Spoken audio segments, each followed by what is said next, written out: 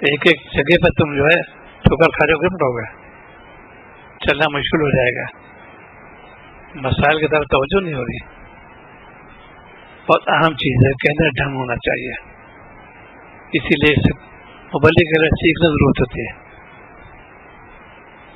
اور مبلغ کے لیے ضرور کیا چیز ہے؟ 3 چیزیں ہیں. ایک ہے موقع شناسی، ایک ہے مردم شناسی، ایک ہے حرف شناسی. وہ کر سکتا تبلیغ، اور یہ قرآن پاک ثابت ہے پورا. موقع شناسی، مردم شناسی، حرف شناسی، یہ اس پہ پہلے منزل کی کوشش، پہلے سمجھو اس کو. اب آگے بڑھاؤ گے کامیاب ہو جاؤ گے. کبھی ٹکراؤ نہیں ہوگا.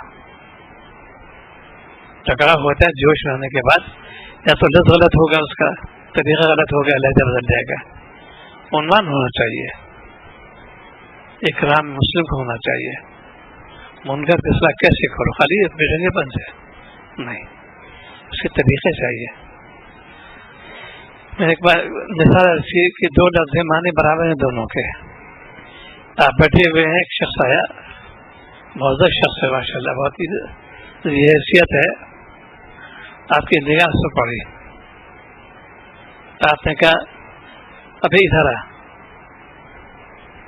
اب ظاہر ہے کہ اس کو ایک تو رتبہ پھر نہیں پہچانا، لہجہ کیسا تمہارا حرف کیسا ہے. اور یہی ایک شخص آیا عاجزی سے، میں ارے آپ تشریف لائیے. معنی دونوں برابر ہیں، ایک میں تحقیر، ایک میں اکرام.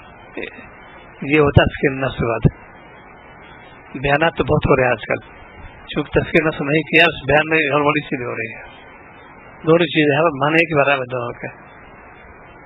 اس کو سیکھنا پڑتا ہے.